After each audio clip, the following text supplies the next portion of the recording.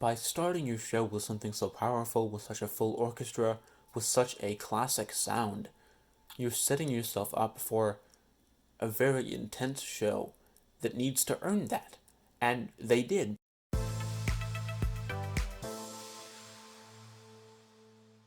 Well, hello there. Welcome back to Off Book. In each episode this season, we'll be taking a look at a different musical and breaking down the music and story of the show to try to understand what makes it so popular. Today's episode is all about Mean Girls, the musical. Based on the 2004 movie of the same name, Mean Girls first opened in Washington, D.C. in 2017 and would go on to play 833 performances at the August Wilson Theater after it opened there in the spring of 2018. It was just recently announced that Mean Girls would not reopen with the rest of Broadway, but it does have a national tour, planned West End production, and a Paramount Pictures produced movie adaptation coming soon.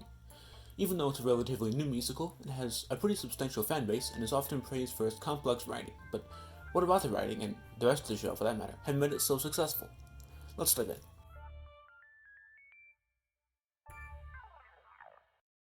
The story of Mean Girls is, I think, best described as a typical high school story, but pumped up to 11. I think that it has a lot of the traditional earmarks of a high school story. You have the cliques, you have the popular people, and then the people that aren't popular, and you have the main character trying to become popular and get into that group. It sounds an awful lot like I'm describing the beginning of Heathers, the musical. And much like Heathers, the musical, it starts with a pretty average, hey, these people are popular and everyone wants to be with them, and then the lead character gets to be, and then from there everything goes off the rails, except it's from there that the plots differ in how they alter that traditional format. This musical has an awful lot of characters, but I think that what it does very well is that it gives all of those characters their own story. Obviously not all of them get the exact same amount of stage time, because the show does need to have a lead, and so some characters are sidelined or are given less stage time and less of an arc as a result of that. But I think that pretty much everybody, to an extent, has some sort of character arc. You get to see multiple sides of most of the characters in this show, whether it's through their own number or what they sing in another number, or even if they don't have their own solo numbers, it's just some lines of dialogue here and there that you get to see that they are layered people. And I think that that's so important for a musical to have, because I think without it you start to get this sense that it's only one-sided, and it's so important that every character feels like an actual person, even if what they're doing is unnatural and isn't something people would actually do. It needs to feel like it's something that somebody would actually do, so that way you can buy that in the moment and you can enjoy the show, or even just listening to the music. That's coming later, don't worry. What's interesting about the writing of this show is that with most shows, in fact I would say all shows set in high school, it's written by people that are different than the characters that they're trying to portray. It's not going to be written by high schoolers, because those aren't the people that are writing for Broadway.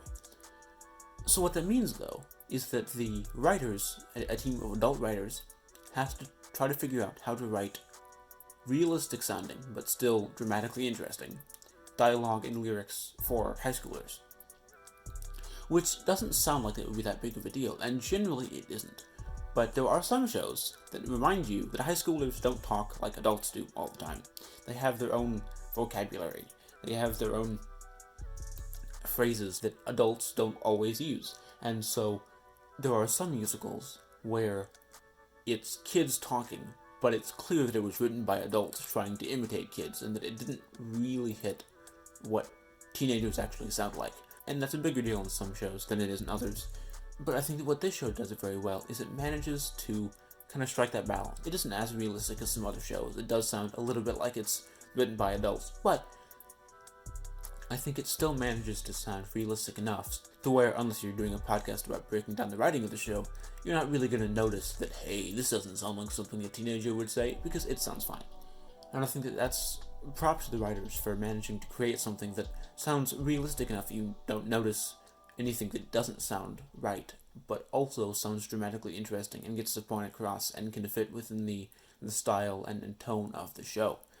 And on the note of realistic characters, something else that I've noticed is that I mentioned that every character gets an arc, which means that the popular kids aren't just one-dimensional popular kids, but also the lead isn't perfect either.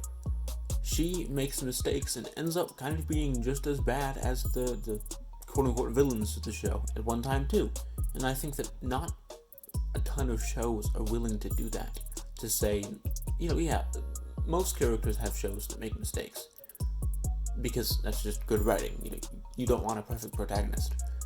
But the ability to go even beyond that and say, we're just straight up going to make her a pretty awful person for a little bit of the show. Because it's a bold choice that I really appreciate. Because it helps to make it all the more realistic. Nobody is incapable of being a bad person, even if they are the lead of the show. And not all shows need it. I'm not saying that every musical needs to have a protagonist that is the bad guy from part of the show. That's not a rule or anything. But I think that when it makes sense, like it does in this show, giving your character big mistakes, leading them down the wrong path, and not stopping that, not having any other character intervene or successfully intervene in that until a certain point, is really good writing, because it allows you to get more in depth with these characters. It allows you to have a more realistic and nuanced performance by the actors, more skillful writing by the writers. Everything about the show becomes so much more complex when these characters are making mistakes and you aren't really sure who you want to be rooting for, because the supposed protagonist is doing things that aren't cool, so stop, and you're not stopping. And so, do I still like you? And okay, you're seeing the error of your ways, but is that okay? This show doesn't end with a happily ever after. I don't want to spoil the ending, as is pretty common in these episodes, but it doesn't end on a particularly happy note, necessarily. And so I think that the choice to take these characters on what appears from the outset to be a pretty typical arc of, girl wants to be a part of the popular group and then does, and then realizes, oh, I don't want to, and then lives her life, and then decides, hey, instead we're going to turn that on its head and make it all weird and make our protagonist do things that aren't good, that the audience won't appreciate, that makes it harder for the audience to like her. Because it makes her... I really appreciate that, because it makes her such a more complex character, and then can make her redemption so much stronger, but also leaves you with that sense of, well, this isn't fully satisfying. The finale is fun, and it makes me feel happy, but things aren't really fixed. Nothing just went back to normal. There are still issues. There are still things that need to be fixed. And I think that that's the mark of a really good show, is where it gives you a satisfying conclusion, but not such a satisfying conclusion that you feel like everything has just been neatly wrapped up with a bow. Dear Evan Hansen does a similar thing, where the finale to that show gives you a sense of conclusion. All the plot arcs were kind of wrapped up, and the characters have finished their arcs, and it all feels very fitting, and you feel like this has been a complete journey. But also, things aren't just going to go back to normal. Things aren't happily ever after. There's still work to be done. These characters are flawed. They've damaged relationships. There are still things they have to go through. And Mean Girls does a very similar thing, where the characters go on a journey, and you like various characters to varying degrees throughout the show, and you change which characters you're rooting for, potentially, and that's not necessarily going to be the same among every audience member. Different audience members are probably going to have different experiences with these characters, which is how life is. And then it ends in a way that makes you leave the theater happy and like you are satisfied. But then the more you think about it, the more you realize this isn't actually over yet. And I think that's really good writing. And the fact that these actors are able to pull it off is really impressive. Because performances like that are hard to do, but I think that when you can do them, when you say, hey, we're going to do this, and then you do it, it makes it such a more compelling experience for the audience, for everybody involved in the production, because it's doing something that not every production can do. And the fact that they can do it, mad respect to them. Something that I've heard about Mean Girls that I hadn't thought about until I was doing the research for this episode is that every character is kind of going on their own journey simultaneously. I mentioned with 36 Questions last week that the show felt like the characters existed outside of the plot that they were given, and that had any number of their choices ended up differently, the plot could have continued in any number of directions. They exist outside of the arc that they are given in this story. And Mean Girls does a very similar thing, where, yes, these characters are living the plot that's been predetermined, but it doesn't feel that way. And they're all living individual lives, so it's kind of impossible to predict what's going to happen next, because you can't tell which character is going to have an impact on which other character, and what they were going to do and how that other character is going to respond, because they're all coming from different places.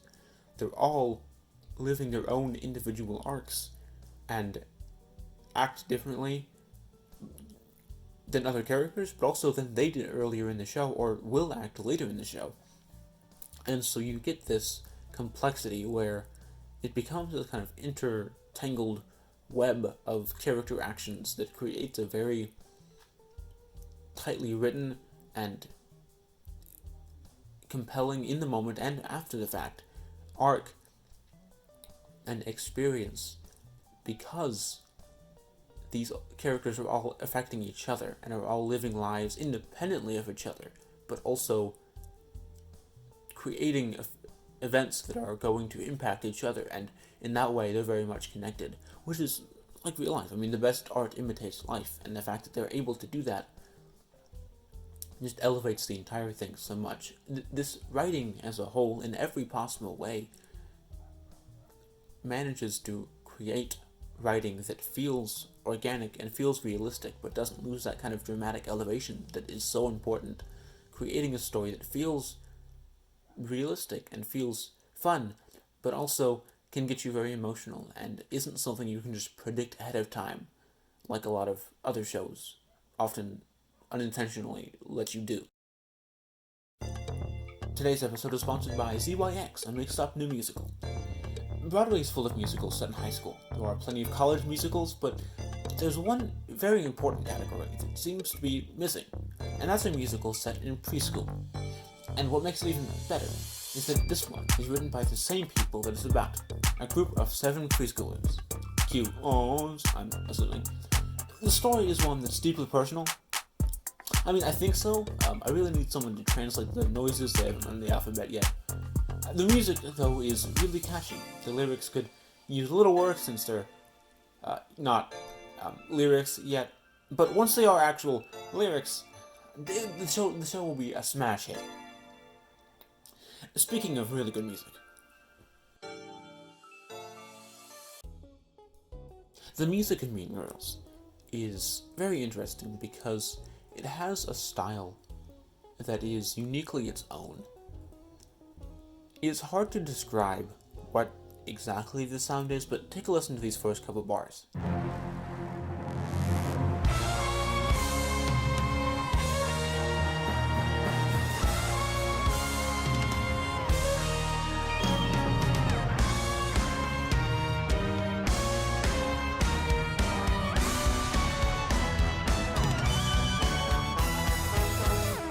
That's how the show starts.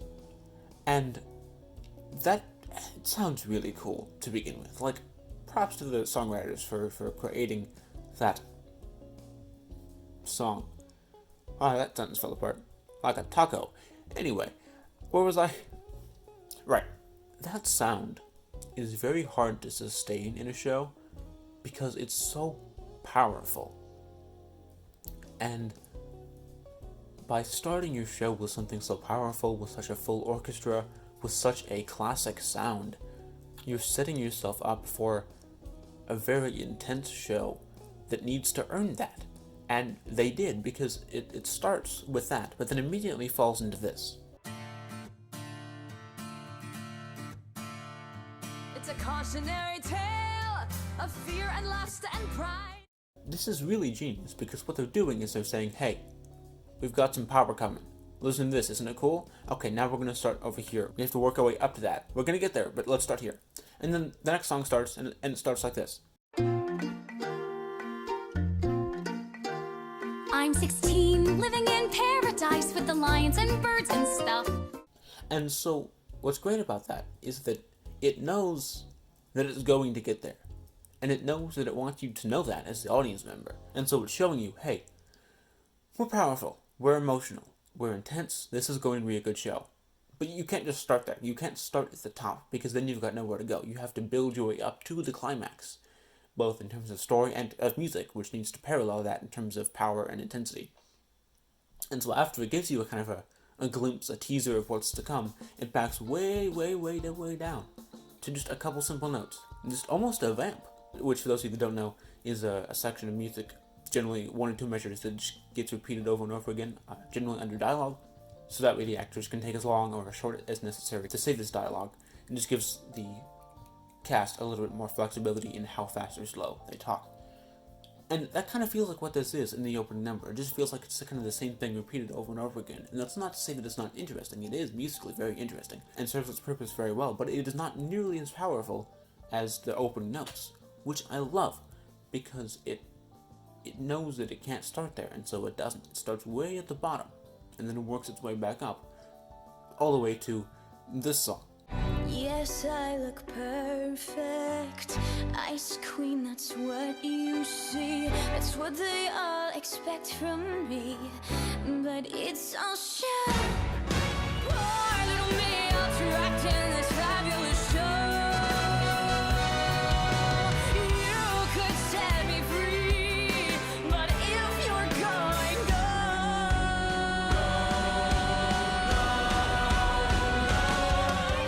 It's hard till someone gets.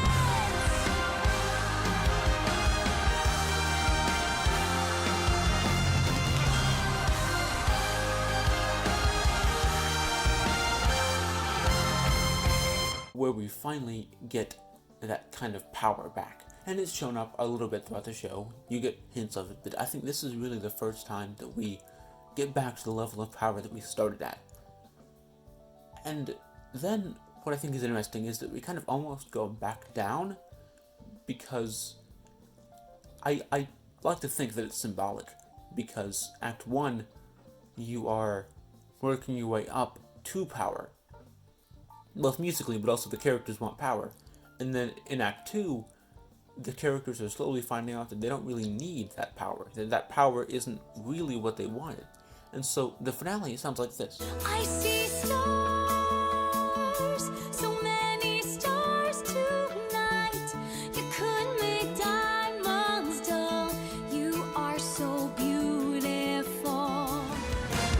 I see stars, so many stars tonight. We could make diamonds dull. We are so beautiful. Which sounds really good and sounds really full and very musically entertaining, and is more powerful than the first song's guitar section, but isn't nearly as powerful as those first couple bars. For reference, that's what this sounded like.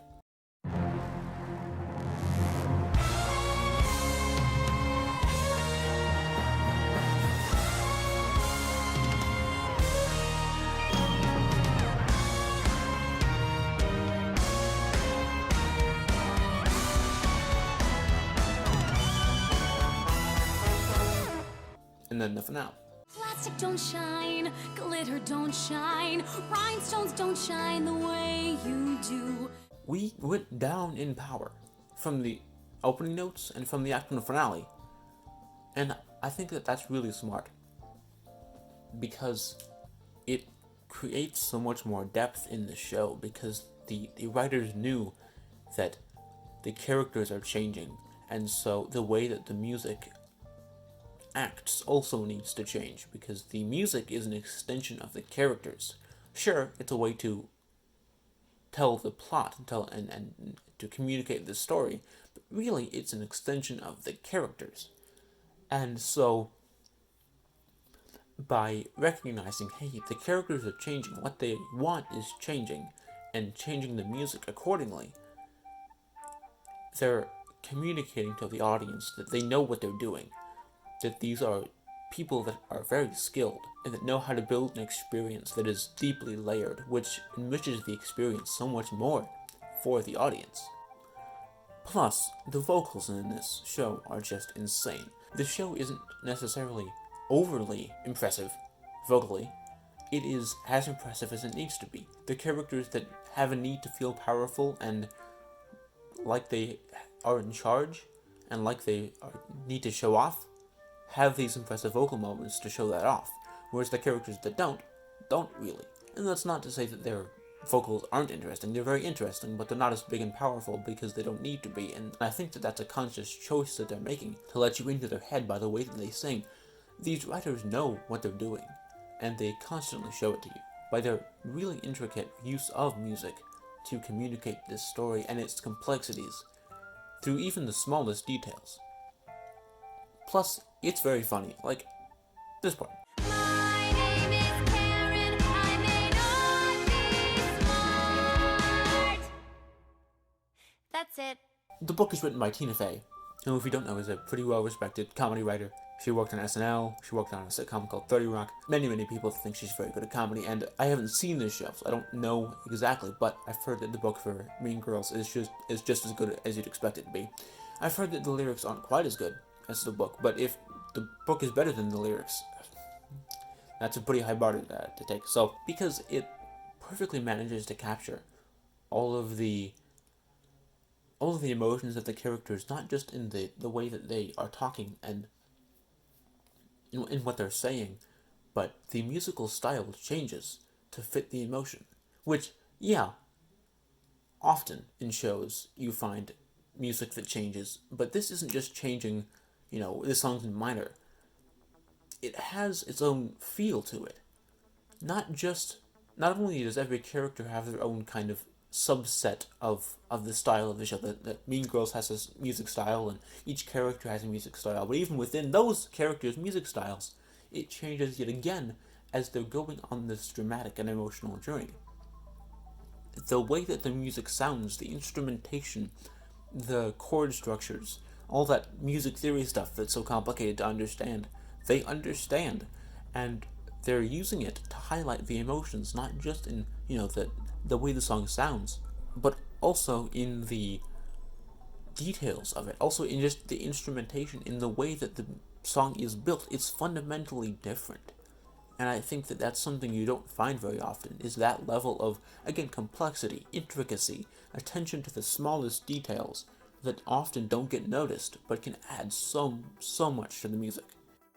Plus, beyond all that, it's just very catchy. And I think that it's impressive that not only is it good writing, it's just fun to listen to. There are plenty of shows that are very well written that I just don't like to listen to because the music isn't catchy. And I think the fact that they were able to balance that good writing from a lyrical and structural standpoint with the ability to just be very catchy and go through, I'm assuming, what must have been countless revisions to really find that nice balance and keep it throughout the entire show.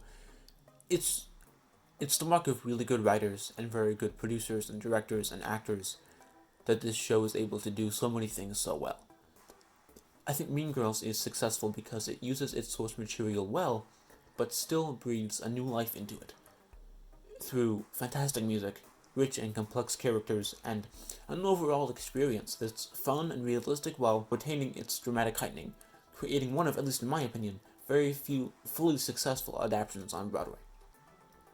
Next week's episode is all about another adaptation, Beetlejuice the Musical. Until then, don't get banished to the netherworld. See you next time.